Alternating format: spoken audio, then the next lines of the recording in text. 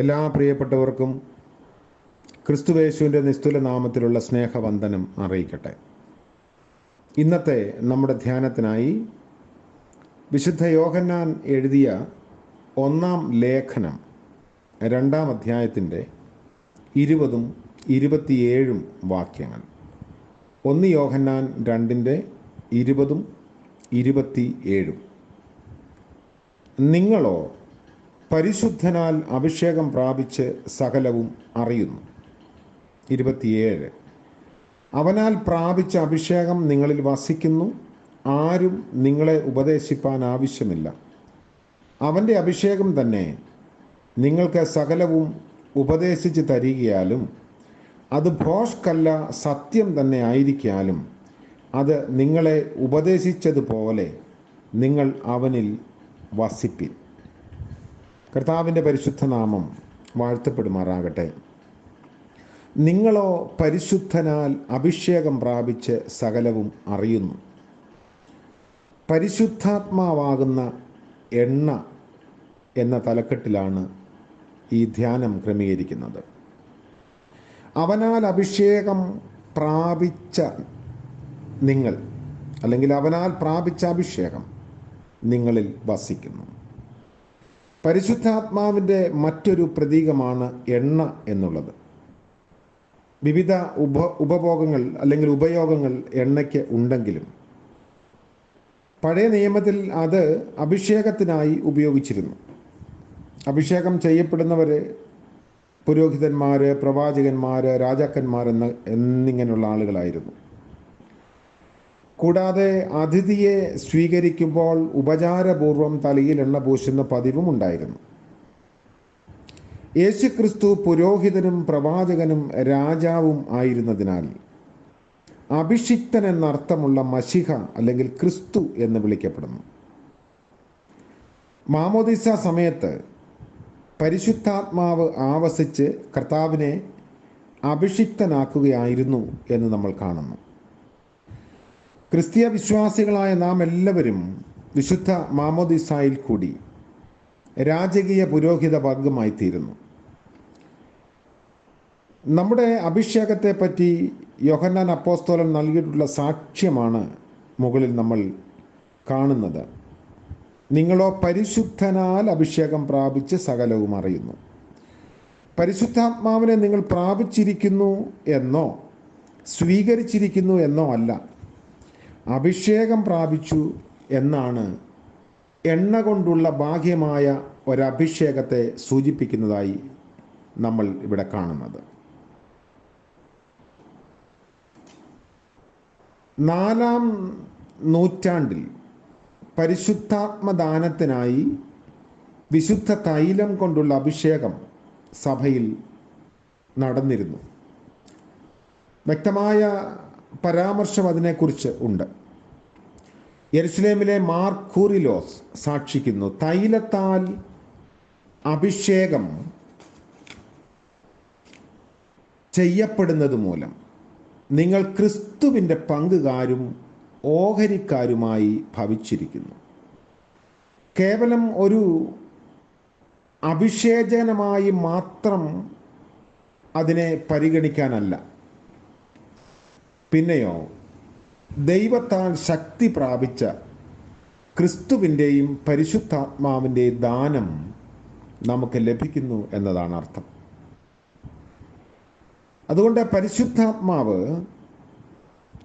ഒരു മുദ്രയായി നമുക്ക് നൽകപ്പെട്ടിരിക്കുന്നു എന്ന് പുതിയ നിയമം സാക്ഷിക്കുന്നു. പൗലോസ് അപ്പോസ്തലൻ പറയുന്നത് നമ്മുടെ അവകാശത്തിൻ്റെ അച്ചാരമായ വാഗ്ദാനത്തിൽ പരിശുദ്ധാത്മാവിനാൽ മുദ്രയിട്ടിരിക്കുന്നു. മുദ്ര എന്നുള്ളത് ഉടമസ്ഥതയെയും ഭദ്രതയെയും സൂചിപ്പിക്കുന്നു. പുരാതന കാലത്ത് ആരാധകരുടെ മേൽ അവർ സേവിക്കുകയും ആരാധിക്കുകയും ചെയ്യുന്ന ദേവന്റെ മുദ്ര ശരീരത്തിൽ പച്ച കുത്തി വരുത്തുമായിരുന്നു. അത് ദേവൻ അവരെ സംരക്ഷിക്കും എന്നതിൻ്റെ ഉറപ്പും അടയാളവുമായിരുന്നു. അതുപോലെ തന്നെ അടിമകളുടെ നെറ്റിയിൽ അവരുടെ ഉടമയുടെ പേര് കാച്ചി പൊള്ളിച്ച് അടയാളപ്പെടുത്തുന്ന പതിവ് നിലനിന്നിരുന്നു. ഈ ഒരു നടപടിയുടെ പശ്ചാത്തലത്തിലാണ് പൗലോസ് പറയുന്നത്, ഞാൻ യേശുവിൻ്റെ ചൂടടയാളം എൻ്റെ ശരീരത്തിൽ വഹിക്കുന്നു. ഗലാത്യ ലേഖനം 6-ാം അധ്യായത്തിൽ. മുദ്ര എന്നതിന് സമാനമായ അർത്ഥമാണ് അടയാളം എന്നുള്ളത്. ആരുടെ വക അല്ലെങ്കിൽ ആരുടെ ഉടമസ്ഥതയിലുള്ളത് എന്ന് വ്യക്തമാക്കാനാണ് മുദ്രകുത്തൽ.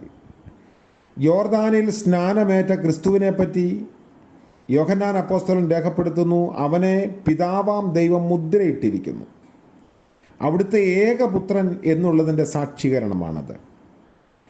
അതുകൊണ്ട് വിശ്വാസികളായ നാം എല്ലാവരും വിശുദ്ധ സ്നാനത്താൽ മുദ്രയേറ്റവരാണ്. വിശുദ്ധ മാമോദീസായാൽ മുദ്ര കുത്തപ്പെട്ടവർ എന്നതാണ് നമ്മുടെ അടയാളം. ജീവന്റെ മുദ്ര പ്രാപിച്ചവർ. മുദ്ര ഉടമസ്ഥതയെ കുറിക്കുന്നതായി പുതിയ നിയമത്തിലും പഴയ നിയമത്തിലും നമ്മൾ കാണുന്നു. വെളിപ്പാട് പുസ്തകത്തിൽ കുഞ്ഞാടിൻ്റെ മുദ്ര ഏറ്റവരെ കുറിച്ചുള്ള പരാമർശമുണ്ട്. വെളിപ്പാട് പുസ്തകം 7-ാം അധ്യായത്തിൽ. നമ്മുടെ വലിയ അഭിമാനവും പദവിയും നാം കുഞ്ഞാടിൻ്റെ മുദ്രയേറ്റവരാണ്, കർത്താവായ യേശുക്രിസ്തുവിൻ്റെ മുദ്രയേറ്റ് അവിടുത്തെ വകയായി തീർന്നിട്ടുള്ളവരാണ് എന്നതാണ്. മാത്യു ഹെൻറി എന്ന പണ്ഡിതൻ ഇതിനെക്കുറിച്ച് പറയുന്നത്, by the Holy Spirit believers are sealed, so separated and set apart for God and distinguished and marked as belong to him. വിശ്വാസികൾ പരിശുദ്ധാത്മാവിനാൽ മുദ്രയേറ്റവരാണ്. അതായത് ദൈവത്തിന് വേണ്ടി വേർതിരിക്കപ്പെട്ട് പ്രതിഷ്ഠിക്കപ്പെട്ടവരാണ്. അവിടുത്തെ വകയെന്ന് വേർതിരിച്ച് അടയാളപ്പെടുത്തിയിട്ടുള്ളവരാണ്. മുദ്ര എന്നതിന് ഉടമസ്ഥതയെ കുറിക്കുക എന്നുള്ള ആശയം മാത്രമല്ല, ഭദ്രതയുടെ അർത്ഥവും അതിനുണ്ട്. അതുകൊണ്ടാണ് നമ്മൾ കർത്താവിൻ്റെ ശരീരമായ സഭയോട് ചേരുമ്പോൾ ദൈവത്തിൻ്റെ കരങ്ങളാൽ ഭദ്രമാക്കപ്പെടുന്നു എന്ന സൂചന നമുക്ക് ലഭിക്കുന്നത്. കൈസരുടെ കൊട്ടാരത്തിൽ വളർത്തപ്പെട്ട ഒരു പുള്ളിമാൻ ഉണ്ടായിരുന്നു എന്ന് വായിച്ചിട്ടുണ്ട്. തടിച്ചു കൊഴുത്ത ആ മനോഹര മൃഗത്തിന് കൊട്ടാര വളപ്പിൽ മാത്രമല്ല, അതിന് പുറത്തേക്കും പോകാൻ സൗകര്യവും അനുവാദവുമുണ്ട്. അതിനെ ആരും ഉപദ്രവിക്കുകയോ അപായപ്പെടുത്തുകയില്ല. അതിൻ്റെ കഴുത്തിൽ ഒരു തകിട് തൂക്കിയിട്ടിരുന്നു. അതിൽ കൈസരുടെ വക എന്നെഴുതിയിരുന്നു. ആ തകിട് അതിന് സംരക്ഷണം നൽകാൻ പര്യാപ്തമാണ്. സർവാധികാരിയും ഏകാധിപതിയുമായ കൈസരുടെ മൃഗത്തെ ആരും ഉപദ്രവിക്കാൻ മുതിരില്ല. ആ ഉടമസ്ഥത അതിന് സംരക്ഷണവും സർവ്വസ്വാതന്ത്ര്യവും നൽകി. ഈ പറഞ്ഞതുപോലെ സർവശക്തനും സകലത്തിൻ്റെയും ഉടമയുമായ കർത്താവിൻ്റെ വക എന്നുള്ളത് പദവി മാത്രമല്ല, സംരക്ഷണവും നമുക്ക് നൽകുന്നു. പൈശാചിക ശക്തികൾക്കൊന്നും നമ്മുടെ മേൽ അധികാരമില്ല. അവയ്ക്ക് നമ്മുടെ മേൽ കർത്തൃത്വം ചെയ്യാൻ അനുവാദമില്ല എന്നതാണ് വിശുദ്ധ മാമോദീസായിലൂടെ നമ്മൾ പ്രഖ്യാപിക്കുന്നത്.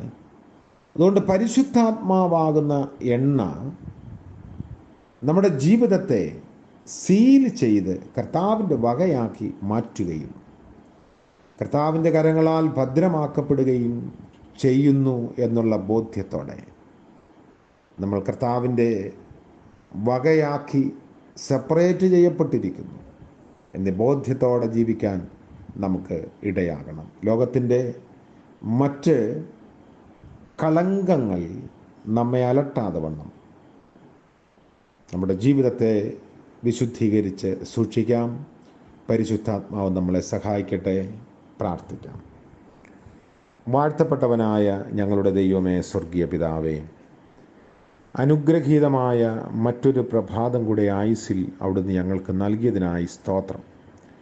ഇന്നത്തെ പകൽക്കാല ജീവിതത്തിൽ ഞങ്ങൾ കർത്താവിൻ്റെ വകയാണ് എന്ന ബോധ്യത്തോടെ ജീവിപ്പാൻ ഞങ്ങളെ സഹായിക്കണമേ.